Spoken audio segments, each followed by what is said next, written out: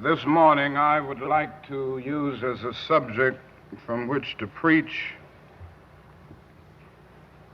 the drum major instinct.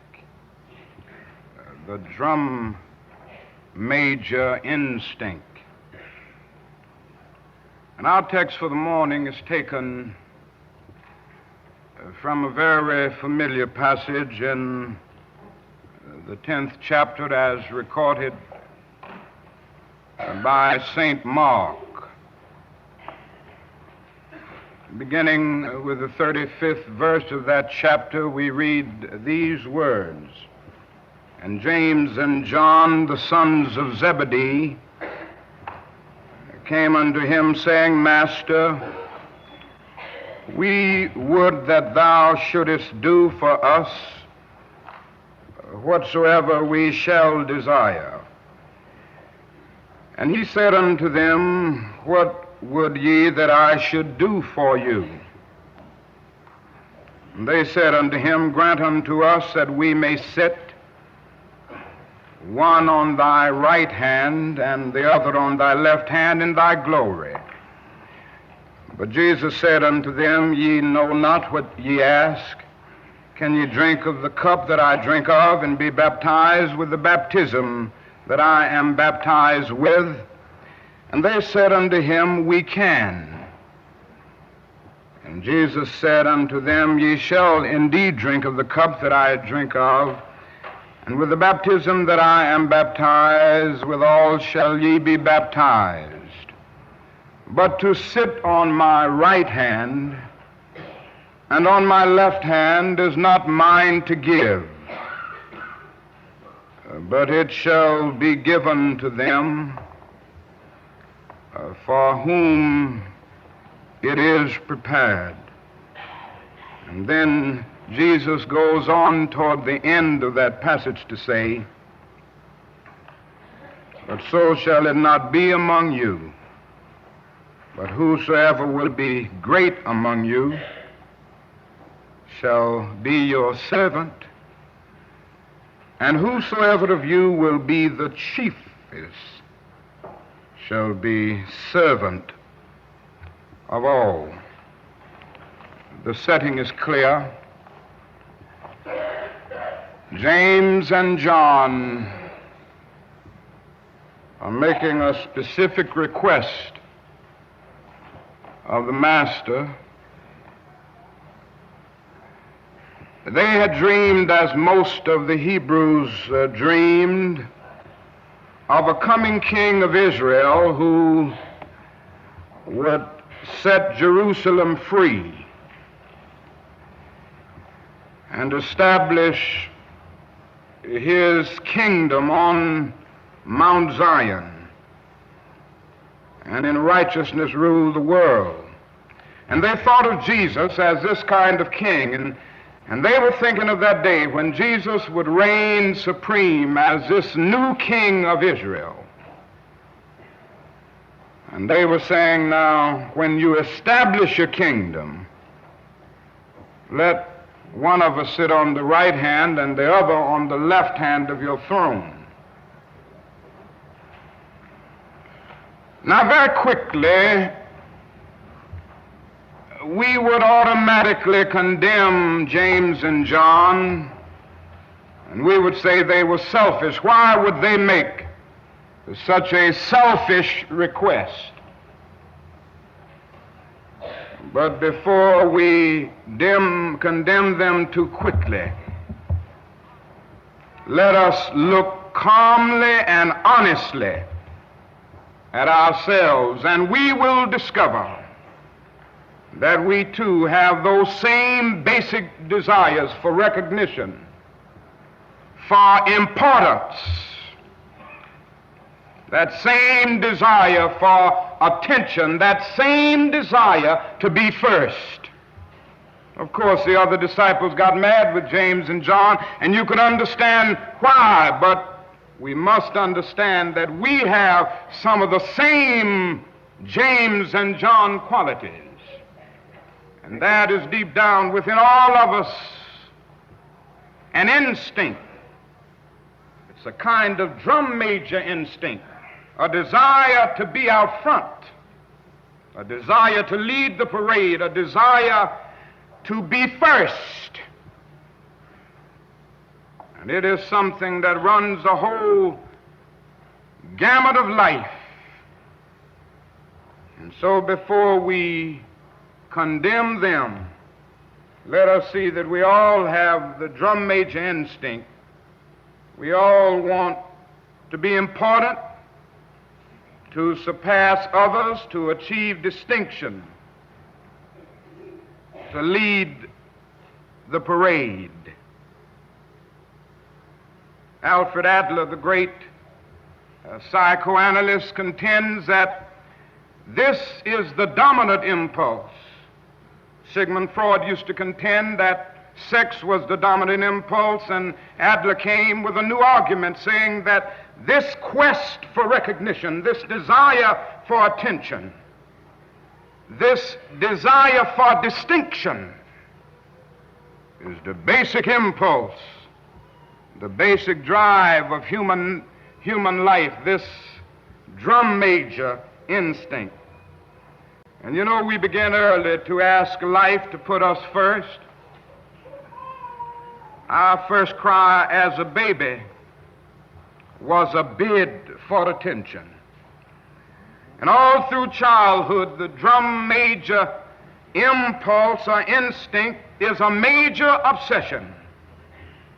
Children ask life to grant them first place.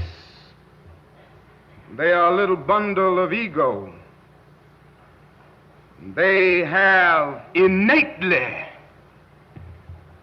the drum major impulse or the drum major instinct. Now, in adult life, we still have it, and we really never get by it. We like to do something good, and you know, we like to be praised for it. Now, if you don't believe that, you just go on living life, and you will discover very soon that you like to be praised. Everybody likes it, as a matter of fact. And somehow this warm glow we feel when we are praised or when our name is in print is something of the vitamin A to our ego. Nobody is unhappy when they are praised, even if they know they don't deserve it, and even if they don't believe it. The only unhappy people about praise is when that praise is going too much towards somebody else. But everybody likes to be praised because of this real drum major instinct. Now, the presence of the drum major instinct is why so many people are joiners. You know, there are some people who just join everything. And it's really a quest for attention and recognition and importance. And they get names that give them that impression. So you get your groups, and they become the grand patron. And the little fellow who is henpecked at home needs a chance to be the most worthy of the most worthy of something. It is the drum major impulse and longing that runs the gamut of human life. And so we see it everywhere, this quest for recognition, and we join things, overjoin really, that we think that we will find that recognition in. The presence of this instinct explains why we are so often taken by advertisers. You know, those gentlemen of massive verbal persuasion. And they have a way of saying things to you that kind of get you in the bind. In order to be a man of distinction, you must drink this whiskey. In order to make your neighbors envious, you must drive this type of car. In order to be lovely to love, you must wear this kind of lipstick or this kind of perfume. And you know, before you know it, you're just buying that stuff. That's the way the advertisers do it. I got a letter the other day, and it was a new magazine coming out, and it opened up, "Dear Dr. King, as you know, you are on many mailing lists, and you are categorized as highly intelligent, progressive, a lover of the arts and the sciences, and I know you will want to read what I have to say. Of course I did. After he said all of that and explained me so exactly, of course I wanted to read it. But very seriously, it goes through life. The drum major instinct is real. And you know what else had happened or causes happen to happen? It often causes us to live above our means. Make it plain. It's nothing but the drum major instinct. Yeah. You ever see people buy cars that they can't even begin to buy in terms of their income? You've seen people riding around in Cadillacs and Chryslers who don't earn enough to have a good T Model Ford. Make it plain. Make it plain. But it feeds a repressed ego. Make it You know, economists tell us that your automobile should not cost more than half of your annual income. So if you make an income of $5,000, your car shouldn't cost more than about $2,500. That's just good economics. And if it's a family of two and both members of the family make $10,000, they would have to make out with one car. That would be good economics, although it's often inconvenient. But so often, haven't you seen people making $5,000 a year and driving a car that costs $6,000, and they wonder why their ends never meet? That's a fact. Now, the economists also say that your house shouldn't cost, if you're buying a house, it shouldn't cost more than twice your income. That's based on the economy and how you would make ends meet. So if you have an income of $5,000, it's kind of difficult in this society, but say it's a family with an income of $10,000, the house shouldn't cost much more than $20,000. Well, I've seen folk making $10,000 living in $40,000 and $50,000 houses. And you know, they just barely make it. They get a check every month somewhere, and they owe all of that out before it comes in. Never have anything to put away for rainy days. But now the problem is, it is the drum major instinct. And you know, you see people over and over again with the drum major instinct taking them over, and they just live their lives trying to outdo the Jones. They got to get this coat because this particular coat is a little better and a little better looking than Mary's coat. And I've got to drive this car because it's something about this car that makes my car a little better than my neighbor's car. I know a man who used to live in a $35,000 house, and other people started building $35,000 houses, so he built a $75,000 house, and then somebody else built a $75,000 house, and he built a $100,000 house, and I don't know where he's going to end up if he's going to live his life trying to keep up with the Joneses. There comes a time that the drum major instinct can become destructive. And that's where I want to move now. I want to move to the point of saying that if this instinct is not honest, it becomes a very dangerous, pernicious instinct. For instance, if it isn't honest, it causes one's personality to become distorted. I guess that's the most damaging aspect of it, what it does to the personality. If it isn't honest, you will end up day in and day out trying to deal with your ego problem by boasting. Have you ever heard people that, you know, and I'm sure you've met them, that really become sickening because they just sit up all the time talking about themselves. And they just boast and boast and boast. And that's a person who has not harnessed the drum major instinct. And then it does other things to the personality. it causes you to lie about who you know sometimes. Make it plain. Make it plain. There are some people who are influence peddlers. And in that attempt to deal with the drum major instinct, they have to try to identify with the so-called big-name people. Make it plain. And if you're not careful, they will make you think they know somebody that they don't really know. They know them well. They sip tea with them, and they this and that. That happens to people. And the other thing is that it causes one to engage ultimately in activities that are merely used to get attention. Criminologists tell us that some people are driven to crime because of this drum major instinct. They don't feel that they're getting enough attention through the normal channels of social behavior. And so they turn to antisocial behavior in order to get attention, in order to feel important. And so they get that gun, and before they know it, they rob the bank in a quest for recognition, in a quest for importance.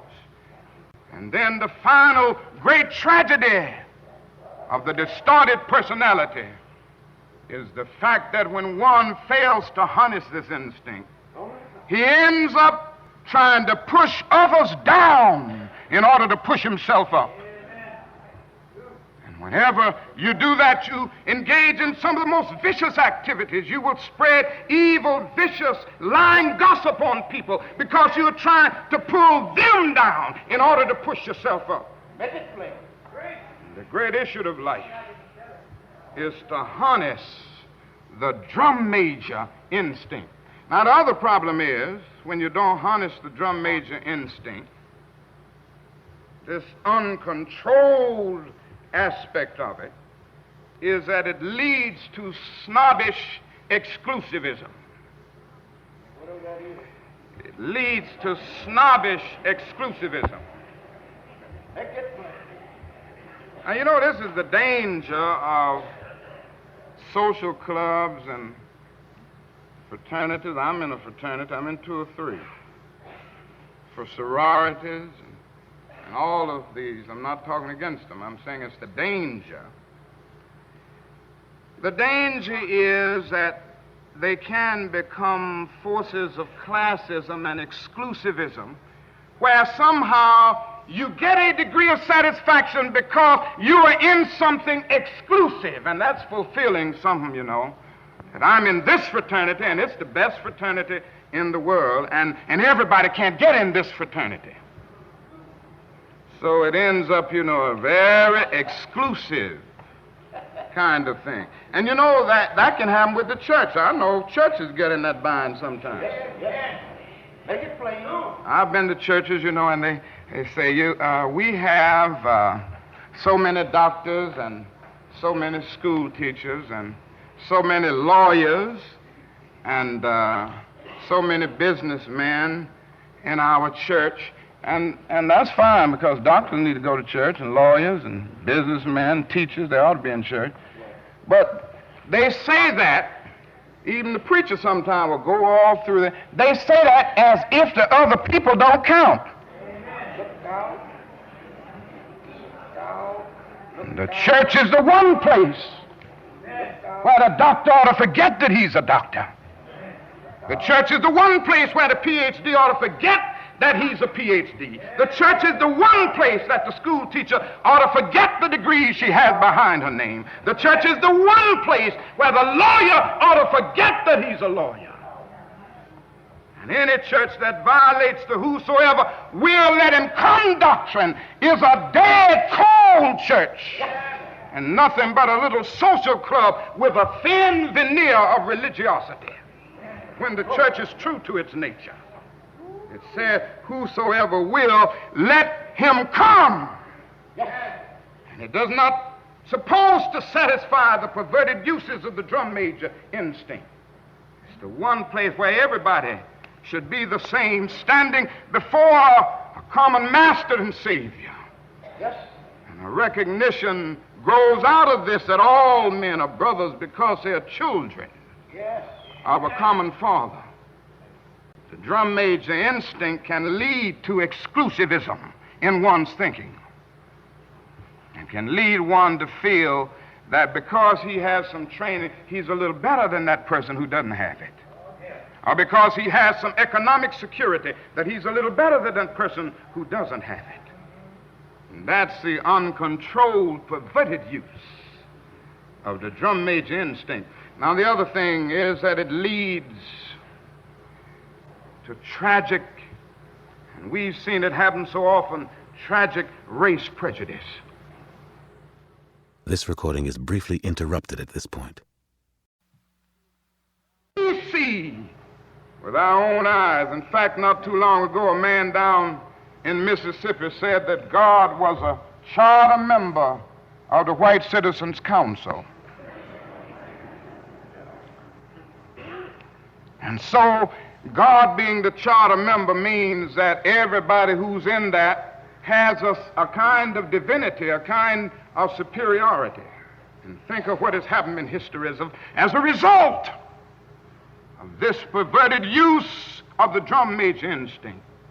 It has led to the most tragic prejudice, the most tragic expressions of man's inhumanity to man. The other day I was saying, I always try to do a little converting when I'm in jail. And when we were in jail in Birmingham the other day, the white wardens and all enjoyed coming around the cell to talk about the race problem. And they were showing us where we were so wrong demonstrating. And they were showing us where segregation was so right. And they were showing us where intermarriage was so wrong. So I would get to preaching, and we would get to talking calmly because they wanted to talk about it.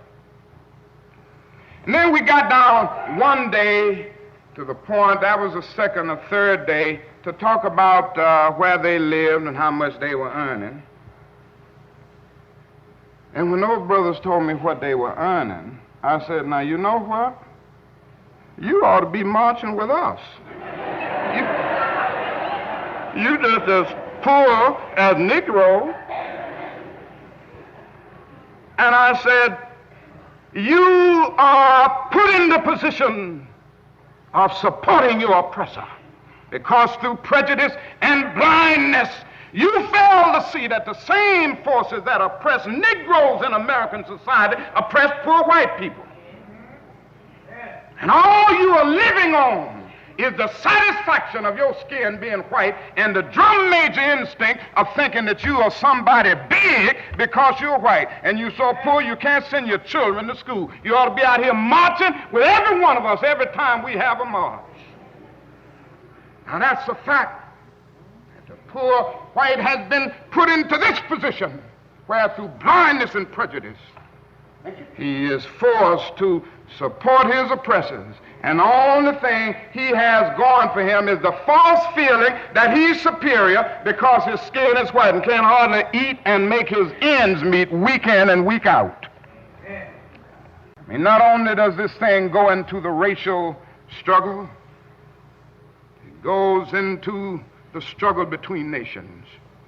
And I would submit to you this morning that what is wrong in the world today is that the nations of the world are engaged in a bitter, colossal contest for supremacy. And if something doesn't happen to stop this trend, I'm sorely afraid that we won't be here to talk about Jesus Christ and about God and about brotherhood too many more years. If somebody doesn't bring an end to this suicidal thrust that we see in the world today, none of us are going to be around, because somebody's going to make the mistake through our senseless blunderings of dropping a nuclear bomb somewhere, and then another one is going to drop, and don't let anybody fool you. This can happen within a matter of seconds. They have 20 megaton bombs in Russia right now that can destroy a city as big as New York in 3 seconds with everybody wiped away in every building. And we can do the same thing to Russia and China. But this is where we are drifted, and we are drifting there Because nations are caught up with the drum major instinct. I must be first. I must be supreme. Our nation must rule the world.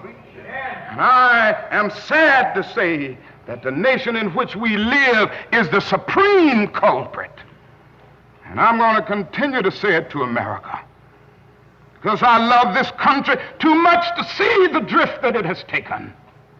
God didn't call America to do what she's doing in the world now. Preach it. Preach it. God didn't call America to engage in a senseless, unjust war as the war in Vietnam.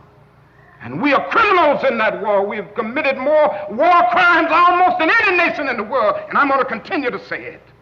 And we won't stop it because of our pride and our arrogance as a nation. But God has a way of even putting nations in their place. The God that I worship has a way of saying, don't play with me. Don't play ball. He has a way of saying, as the God of the Old Testament used to say to the Hebrews, don't play with me, Israel. Don't play with me, Babylon. Amen. Be still and know that I'm God. And if you don't stop your reckless course, I'll rise up and break the backbone of your power. Yes. And that can happen to America. Yes. Every now and then I go back and read Gibbon's Decline and Fall of the Roman Empire. And when I come and look at America, I say to myself, the parallels are frightening. We have perverted the drum major instinct. But let me rush on to my conclusion, because I want you to see what Jesus was really saying. What was the answer that Jesus gave these men? It's very interesting. One would have thought that Jesus would have condemned them. One would have thought that Jesus would have said, you are out of your place. You are selfish. Why would you raise such a question? But that isn't what Jesus did. He did something altogether different. He said in substance, oh, I see. You want to be first? You want to be great? You want to be important? You want to be significant? Well, you ought to be. If you're going to be my disciple, you must be.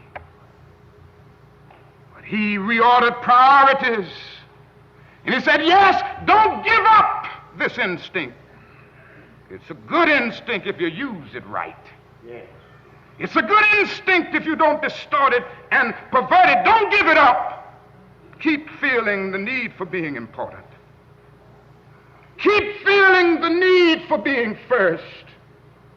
But I want you to be first in love. I want you to be first in moral excellence. I want you to be first in generosity. That is what I want you to do. And he transformed the situation by giving a new definition of greatness. And you know how he said it? He said, now, brethren, I can't give you greatness. And really, I can't make you first. This is what Jesus said to James and John.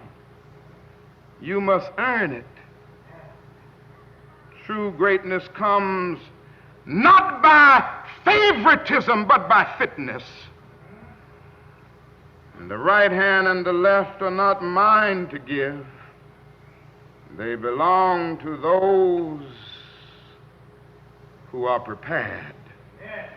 And so Jesus gave us a new norm of greatness. If you want to be important, wonderful. If you want to be recognized, wonderful. If you want to be great, wonderful. But recognize that he who is greatest among you shall be your servant. That's a new definition of greatness. And this morning, the thing that I like about it, by giving that definition of greatness, it means that everybody can be great. Because everybody can serve. You don't have to have a college degree to serve. You don't have to make your subject and your verb agree to serve. You don't have to know about Plato and Aristotle to serve. You don't have to know Einstein's theory of relativity to serve. You don't have to know the second theory of thermodynamics in physics to serve. You only need a heart full of grace. Soul generated by love. And you can be that servant. I know a man, and I just want to talk about him a minute, and maybe you will discover who I'm talking about as I go down the way. Because he was a great one. And he just went about serving. He was born in an obscure village. The child of a poor peasant woman. And then he grew up in still another obscure village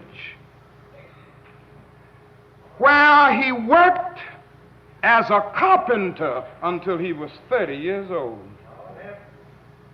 Then for 3 years, he just got on his feet and he was an itinerant preacher. And he went about doing some things. He didn't have much. He never wrote a book. He never held an office. He never had a family. He never owned a house. He never went to college. He never visited a big city. He never went 200 miles from where he was born. He did none of the usual things that the world would associate with greatness. He had no credentials but himself. He was only 33 when the tide of public opinion turned against him. They called him a rabble-rouser. They called him a troublemaker. They said he was an agitator. He practiced civil disobedience. He broke injunctions. And so he was turned over to his enemies and went through the mockery of a trial. And the irony of it all is that his friends turned him over to them. One of his closest friends denied him. Another of his friends turned him over to his enemies.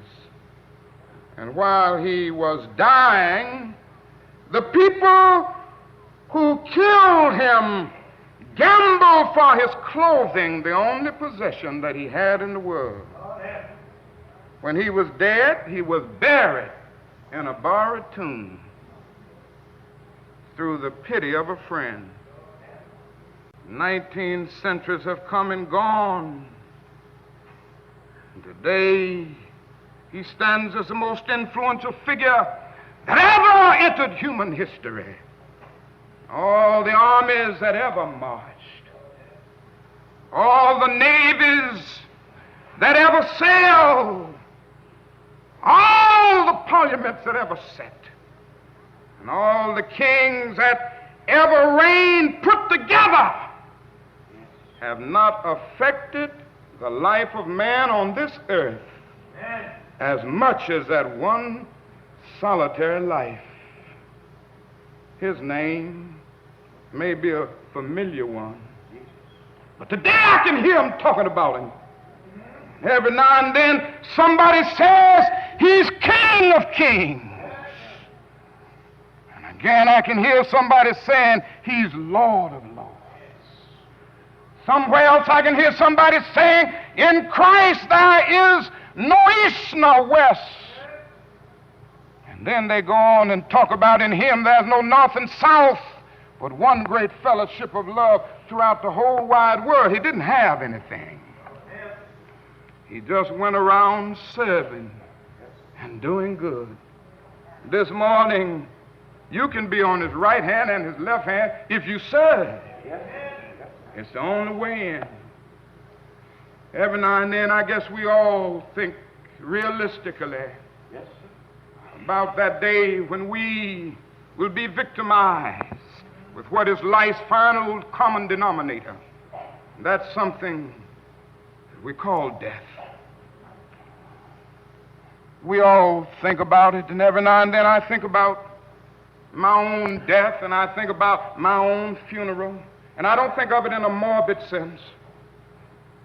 And every now and then I ask myself, what is it that I would want said? And I leave the word to you this morning. If any of you are around when I have to meet my day, I don't want a long funeral. And if you get somebody to deliver the eulogy, tell them not to talk too long. And every now and then I wonder what I want them to say. Tell them not to mention that I have a Nobel Peace Prize. That isn't important. Tell them not to mention that I have 300 or 400 other awards. That's not important. Tell them not to mention where I went to school. I'd like somebody to mention that day that Martin Luther King Jr. tried to give his life serving others. I'd like for somebody to say that day that Martin Luther King Jr. tried to love somebody. I want you to say that day that I tried to be right on the war question. I want you to be able to say that day that I did try to feed the hungry. I want you to be able to say that day that I did try in my life to clothe those who were naked. I want you to say on that day that I did try in my life to visit those who were in prison. I want you to say that I tried to love and serve humanity. Yes, if you want to say that I was a drum major, say that I was a drum major for justice. Say that I was a drum major for peace. I was a drum major for righteousness. And all of the other shallow things will not matter. I won't have any money to leave behind. I won't have the fine and luxurious things of life to leave behind. But I just want to leave a committed life behind. And that's all I want to say. If I can help somebody as I pass along, if I can cheer somebody with a word of song, if I can show somebody he's traveling wrong, then my living will not be in vain. If I can do my duty as a Christian ought, if I can bring salvation to a world once wrought, if I can spread the message as the Master taught, then my living will not be in vain. Yes, Jesus, I want to be on your right or your left side. Not for any selfish reason. I want to be on your right or your left side, not in terms of some political kingdom or ambition, but I just want to be there in love and in justice and in truth and in commitment to others so that we can make of this old world a new world.